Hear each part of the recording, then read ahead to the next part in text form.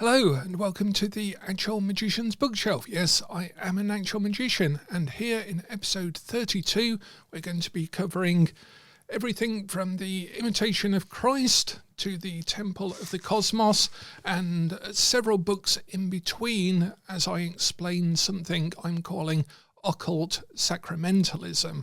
And it's a specific term that I'm using to explain a little bit about how we see the universe as an experiential thing, a spiritual experience, but through occultism as opposed to specifically purely Christian mysticism or ancient Egyptian cosmology and so forth. So I'm going to be explaining a little bit about that and suggesting an exercise for you if you want to really test this out, experience it, or work towards experiencing it. For those who have been following me over the last year, thank you and welcome to 2025.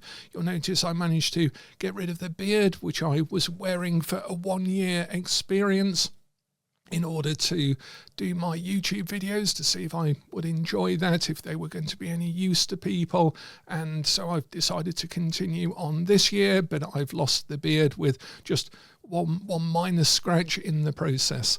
So what is sacramentalism then? What is occultism to some extent? We need to look at that in order to work out what is occult sacramentalism. And the reason I'm doing this video is really because YouTube is pushing me towards doing videos on spellcasting, on the evil eye, on herbs, on particularly chaos magic in the trending area of my dashboard as a creator on YouTube. It tells me what I should be doing in order to get those sweet views and likes and followers and so forth. But I'm really dead set against that. I just want to do the things that I think from 40 years of actual experience in occultism are more important rather than what happens to be trending. And it's interesting, I was looking in this Imitation of Christ. This is the one I took to Switzerland with me and did the exercise that I'll be suggesting to you towards the end of the video. It was £2.95 from the Sorcerer's Apprentice in Leeds, where I got a lot of stuff back in the day. And even though it is a overtly Christian document by Thomas A Kempis, in the back of this it has some great adverts. This was originally published in 1942, this version of it. I've got another version down there which I'll show you in a bit, but in the back of this it has these wonderful, this is what YouTube is pushing me to do, even, was that 60 years later, something like that. Hang on, this was in 1942, so say 60 years, so 85 years later, YouTube is pushing me to advertise and to do videos so that they can put their adverts on them on so unusual, so revealing that no true occult student can afford to be without it. This is an amazing book. That's on legends of incense, herbs and oil magic, herbalism, the terrors of the evil eye. There we go. Exposed. These look like YouTube thumbnails to some extent. I've deliberately avoided doing the shocked look. In fact, look, there we go. We have the actual template of YouTube thumbnails as given by passive income entrepreneurs and so forth. Here is the real know-how of occult, spiritual and mystical formula, the ancient book of formulas and so forth.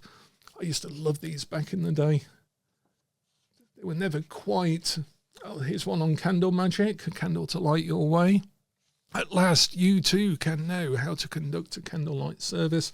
The Master Book of Candle Burning, the Esoteric Treasure of a Lifetime at Last. These are great adverts. When your way to power and success, who doesn't want power and success? Don't envy the successful man. B1. Dun, dun, dun. So, yeah, these are the things that are still popular. But that's the thing. Occultism can be very performative, very overtly not occult, because people lean into the secret, sacred mysteries of it. But the actual occultism is our own experience, is the difficulty that we have in communicating our own experience, particularly of a spiritual, mystical or esoteric nature, and that is partly why it's occult, and also because there are certain things that can only be explained to people who've had the same experience or are looking at the world in a particular way. This is where the initiatory system comes in. It allows us to graduate and model and map and navigate to some extent our own spiritual, mystical, esoteric change of state, which I think is the most important thing, not whether you can get a herb spell to work or something like that. So I just wanted to start at the beginning then and look at the Temple of the Cosmos, the Ancient Egyptian Experience of the Sacred by Jeremy Nadler. And this is one of my favourite books on ancient Egyptian myth, cosmology, magic and so forth, because it really tries to look at how the ancient Egyptian might have understood the world as an experience. And I just wanted to read a couple of sections from this and recommend that you definitely buy this if you're interested. The modern traveller to Egypt, of which I've been a couple of times, has an awareness of the natural world and of personal selfhood as well that is essentially alien to that of the ancient Egyptian. The most that we can achieve is to experience but an echo of what was once a powerfully resonant landscape. It is like coming into a concert hall just after the final notes of the symphony have been sounded, with the difference that it is our entry upon the scene that causes those notes to die away. The gods are no longer present for us as they were for the ancients, and it is important that we understand why. In ancient times, people had the feeling that in the part of the world they inhabited, the whole was experienced as present. Each country was apprehended macrocosmically. In this macrocosmic experience of landscape, people saw universal spiritual forces active and imminent in the desert and flood, the course of the sun, the dome of the sky, and throughout the phenomenal world. The physical universe had a vertical dimension. It reached up into and included within itself spiritual realities that for the modern consciousness are no longer a living experience. And it goes on to talk about why the modern consciousness has divorced itself entirely from a neglected appreciation, a sensibility of the world where the present is present. And this is obviously accelerated by social media. I was listening to a really great speaker on social media, and he was talking about how people are recording things for future memory, to remember in the future, that they're not present. People are constantly now trained to look at the world as something to be recorded, something to be performed, something to be shared. And it is entirely stepped up out of even a fragmented, disassociated, shattered view of reality into an even more remote second-hand experience of reality itself. And here it says on page 25, our problem today is that in the name of objectivity, we treat sense-perceptible events in isolation from their mythological components, which we regard as merely subjective. In doing so, we cut out the living heart of reality and satisfy ourselves with the empty husk that is left when the gods had been banished from our experiential world. Now, this is looking at it particularly from the ancient Egyptian perspective, but we also have a Hermetic perspective as well. And so this is why I'm going to talk about maybe Hermetic Sacramentalism or Occult esoteric sacramentalism, magical sacramentalism, as opposed to religious, mystical or spiritual sacramentalism. There's one key difference, and it comes from the Hermetica, which I'll go on to now. So in the Hermetica, we have the bare bones of Western Esotericism. And from the Hermetica, we have concepts like the good is in God alone and nowhere else. We have concepts such as the Archons that are not just ages or places, they are living beings. We have the grades in the path of exhaustion. We have a living experiential world that is up to the adept, to the initiate, to the speaker in the Hermetica, the questioner who's being taught the Hermetica, in dialogue with the universe itself, with truth itself, with Hermes Trismegistus themselves, with Thoth themselves, because they are having that lived experience. And this is the basis, really, of correspondence, that one thing corresponds to another. And this is the difference I make between occult sacramentalism, esoteric sacramentalism, as we'll look at in a moment with the tarot cards, and a more ancient Egyptian sacramentalism and a Christian sacramentalism as well. In effect, sacramentalism takes the viewpoint that it is important to connect to the divine through sacraments, and these can be both rituals and objects. So a sacrament could be the host, could be the chalice, could be the grail, it could be a ritual. For example, marriage is seen as a sacramental ritual, baptism and so forth are all sacraments, and by performing them, by having them, then we become closer to God. It becomes a reminder of the divine through those particular sacraments, which comes from the older word for something that is sacred. And that is literally all we're doing. We're saying that this object is now sacred. It's separate from our mundane view of it, and it is now transmuted into a sacrament of the divine. In effect, it's also to encourage providence, which is the interaction of the divine and the ineffable with a particular life, so that you have a provident event in that.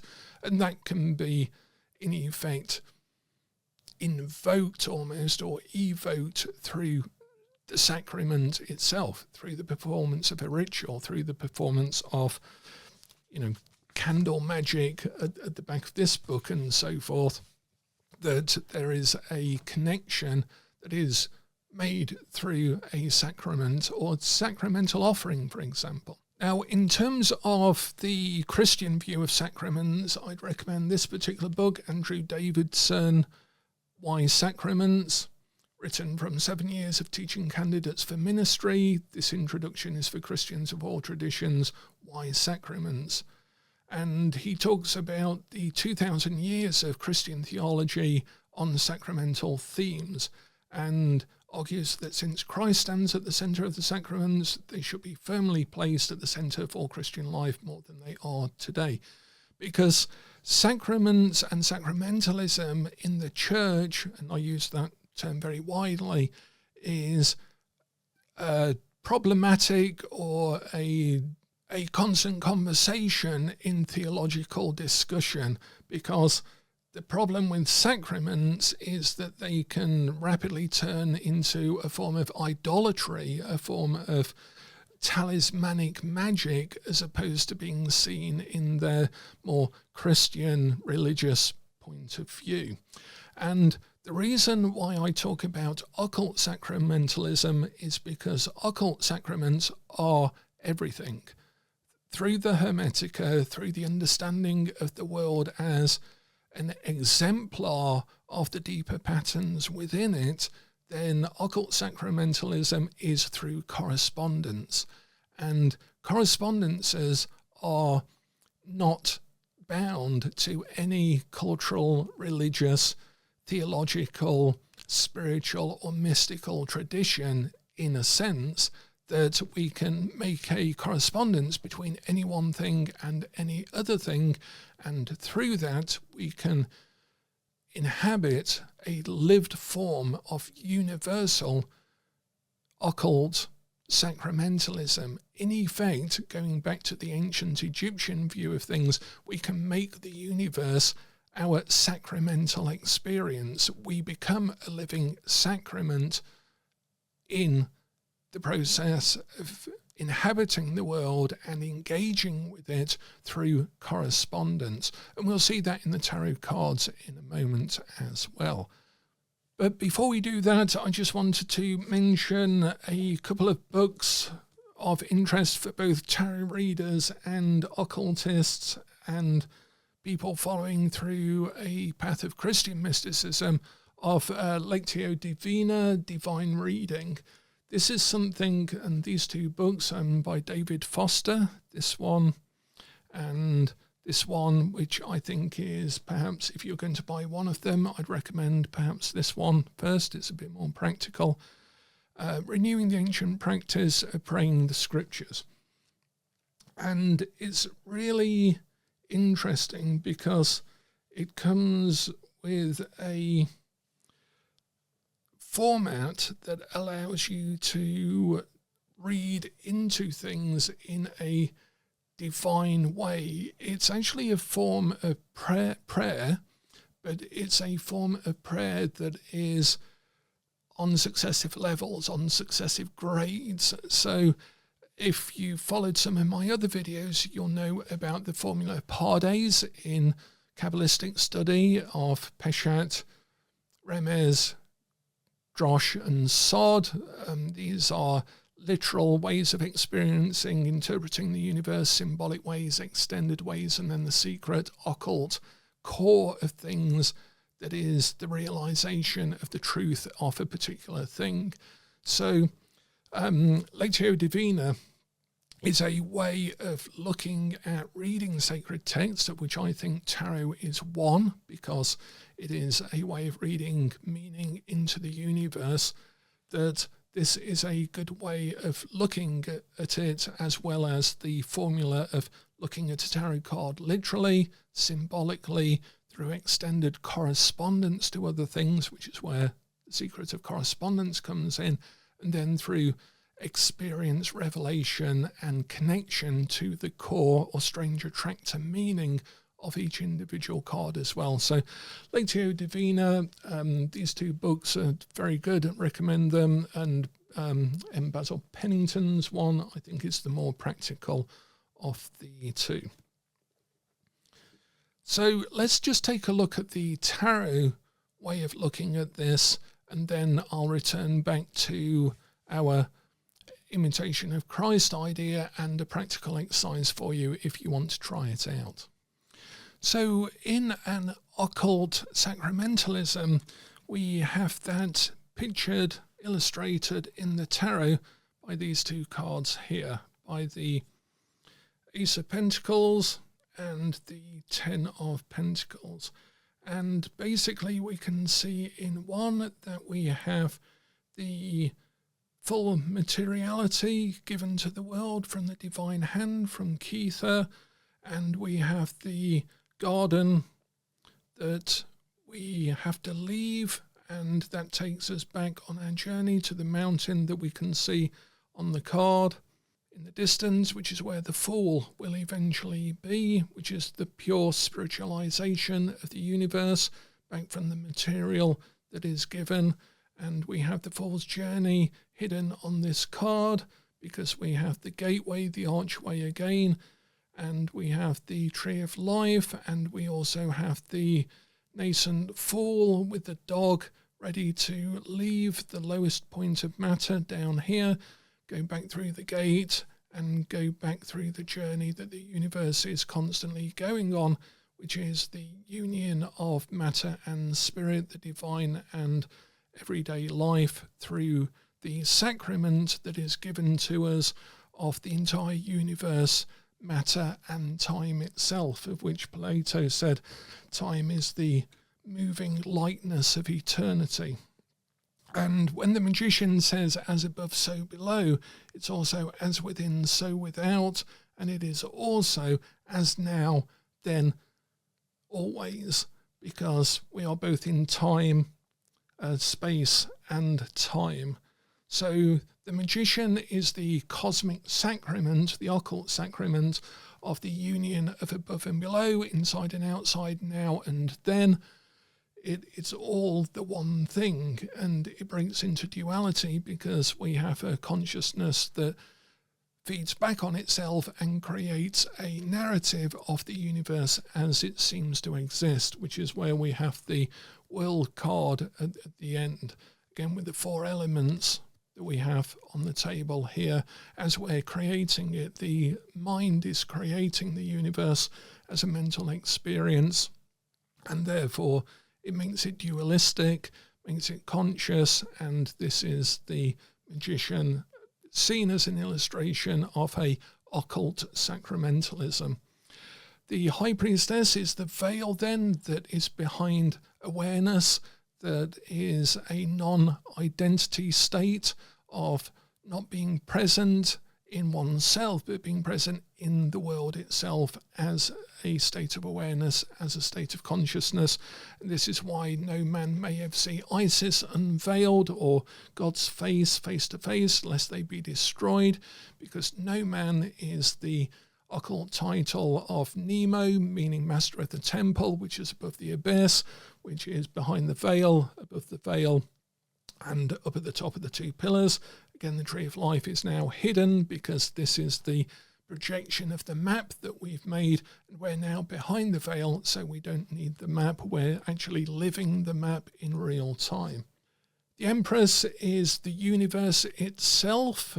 This is pregnant matter, because matter is pregnant with spirit and spirit is pregnant with matter. They are all one and the same.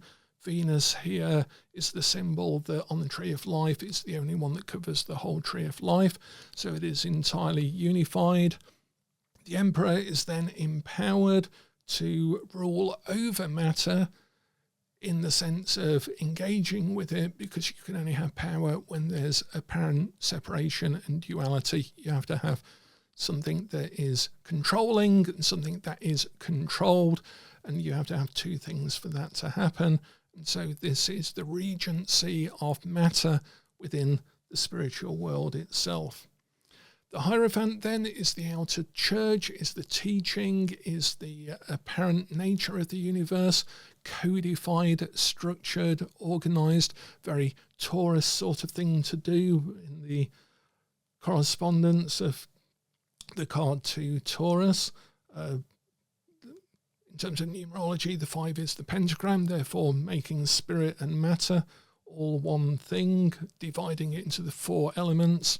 Lovers is then the sense of division, but also unity that's possible when we don't see the world as a sacrament, or we don't feel ourselves as in a sacramental engagement with the universe. We split into 2, there's us and them, outside and inside, and so forth. But the naked truth is that the angel is always there. The Chariot is then the mind, and again we can see the duality of the mind, the fact that it's now under the celestial canopy, and the Chariot is the mind that can get so far, but as Arthur Edward Waite said, can get to the High Priestess, but then the High Priestess, what she has on her scroll, in Waite's terminology, is not something that the charioteer can hear, because the High Priestess is less dualistic and more unified, a state of consciousness and awareness, whereas the Chariot is the mind itself, the intellect, the logic, the reasoning faculty of humanity and ourselves to be able to split the universe into things and split ourselves into things as well, including our own identity, which is what is arising out of the block of matter here. Strength is the relationship that we have to then engage with time. We have to make use of our time and attention. These are our true capital, is our time and attention. We talk about spending time, wasting time, giving time, having our attention taken from us, losing attention, and so forth. This is because this is our capital, and this is the relationship on the Tree of Life between Geborah and Hesed. This is Geborah in this case, and this is Hesed, and this is time, and it's how we control our time, how we relate to it, and everything else. The hermit has then become the way. This is the height of our individual sacramentalism, where our very being is the light that we shine in terms of our sense of unity and our level of unity with the universe itself, and that is how we live. And this is true authenticity. This is where the soul itself shines. Someone once said to me that authenticity will be the true capital of the world in future, because it's something that cannot be manufactured, and we're heading towards a place where anyone can manufacture anything in terms of appearance anyway, through AI and so forth. And true authenticity, or authenticity, which is always true, is going to be the only thing that can't be copied, it can't be manufactured. And the hermit is living in that sense of authenticity. They're true to themselves and the universe.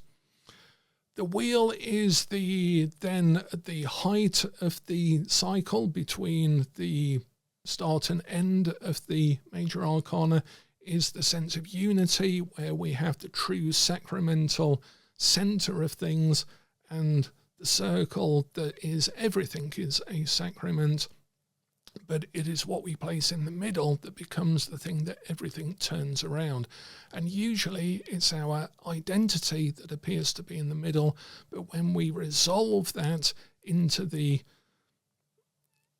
whole, into the outside, then through the experience that relates to Tiferet on the Tree of Life, in the center of the tree, we turn ourselves inside out in effect, and so we become the Sphinx at the top that is able to exist in a dualistic state, but it's a more unified state because we are separate to time and identity within that everlasting day, within that state. Justice is the measure of duality, whether we are inside or outside. One of the cards, 3 cards that are between the pillars, as again Arthur Edward Waite points out. This is external law, the Hierophant is religious and spiritual law, and the High Priestess is our own law, our personal law, our own truth. This is social truth. The Hierophant is religious, spiritual truth, external truth, and the High Priestess is internal truth. The Hangman is the true nature of our own upturning of identity over union, the fact that we see ourselves as a separate entity existing in a material world, and the Hangman has turned that on its head and is in the Golden Dawn. The Hangman was actually the drowned giant, was matter infused with the divine hidden in matter, in a form of exemplarism, that everything in matter could teach us something about the nature of the divine, which is true in occult sacramentalism, because we use the universe through correspondence to teach us of the patterns that exist, irrespective of what we're looking at. It could be tarot, it could be runes, could be Lenormand, it could be angel work, it could be anything, even candle spells, but we are looking at uniting ourselves, raising ourselves through that to a deeper experience of the essential unity of all things through occult sacramentalism. Death, of course, is the transformation of matter into the light that is the light of realization, the light of realization that is the crown on Tree of Life through our own divination, our own divinization of our very being and identity through the occult experience and methodology of the knowledge and conversation of the Holy Guardian Angel, where we are uniting as much as possible with that which arises from separation to the divine. In effect, it's a communication, a knowledge and conversation with of the link that we have to divine nature, whilst still existing as a separative consciousness and awareness, because we've not entirely finished the journey at this point. We're sort of halfway through. The devil, then, I hope you can start to see now from a sacramentalist point of view, is the worship of the shadow, the worship of the projection, the worship of the material world, and a attachment to it as something real, when in fact it is the least real thing of all. But it does exist, and that is important, that the sense of reality and the sense of it existing are two separate considerations that we have to make. The tower is when our separative ego takes the light and takes the shock of being free and of being ejected from the tower, and then we lose our crown, of course, because this is the false crown, this is the crown of separate identity, and now we are into the celestial realms, where the star is the naked truth. Arthur Edward Waite said that this card was a better representation of the concept of truth, because it is as it is, and truth is the living waters that pours down upon us through grace, through providence, through our increasing connection. In occult terms, this is when you start to notice synchronicities a lot more, particularly when you're doing magical work. In effect, that's an occult equivalent of the spiritual or mystical nature considered as grace or providence. We might call it synchronicity or weird coincidence or magical results, but it is talking about the same thing. It's the naked truth of connecting in co-creation to the divine universe itself. Then we have the moon, of course, which is the path of fear, path of the universe, is now at its most basic primitive level, giving form upon the waters. This is the reflected light that gives form in Genesis to the waters, and this is our basic primitive brain actually generating images. Waite talks about that quite well in terms of the idea of Christ saying on the waters, "Peace, be still." Waite applies that through esoteric correspondences and through his own form of sacramentalism to this card by saying eventually you can still the mind so that it doesn't create a reflected light of an experience of self or universe. It goes beyond that. It passes in between the two pillars of duality. Then we have the sun, of course, which is the resurrected Christ. It's this is very much about Revelations and Armageddon and so forth, a lot more than the card would have you believe on the surface. But that's what I love about this card. It is so cartoonish in a sense and so friendly, and yet it's so revelatory in its symbolism that it's a miracle that people aren't freaked out every time they see this card.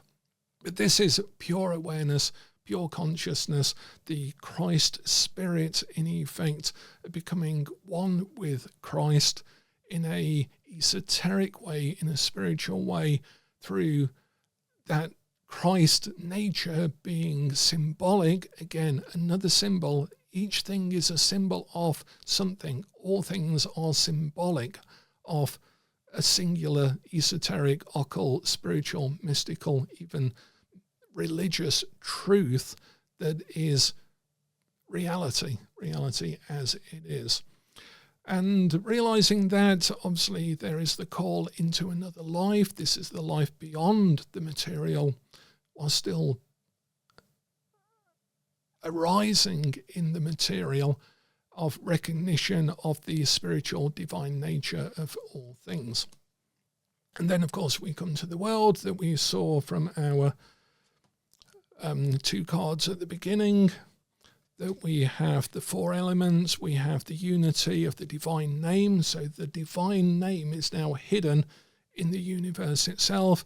We have the duality of the two wands, and we now have the spiritualized nature of the universe itself being hidden by matter and time, which is, again, the moving lightness of eternity. And eternity is the Fool, of course, the white sun of Kether, the fact that we have the last step over the abyss of identity, and we have the dog of faith that has accompanied us, and we have to leave faith itself behind in that last leap in order to fully realize, in essence, and as an ongoing, everlasting day of light, that we are in the spiritual world, that it was always present all the way back, even in the garden itself, because it will begin as it ended in a garden.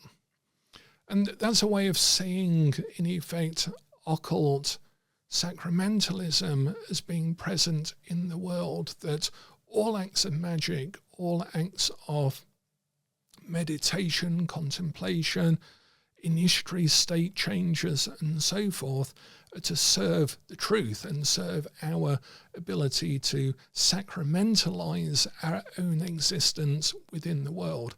And this is why I didn't want to do a video on chaos magic, on spells, on candle magic and so forth this time round anyway, to start 2025 with, because this is all back of the book stuff, and these are just to sell you something. And in effect, it's to sell you reality.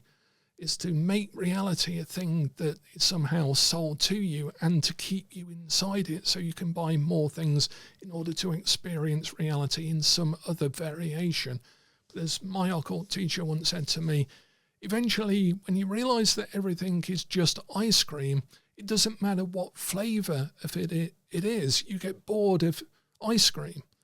And it doesn't matter how many flavors there are of it, eventually you want something different than ice cream. You might want a proper meal, and that's what I think we should be about a lot more. We can talk about candle magic, we can talk about all of these things, and tarot, but I like to see them as a language in which we are exploring and expanding our awareness of the wheel card itself, being in the center and expanding the outside until eventually the center expands into the outside as well.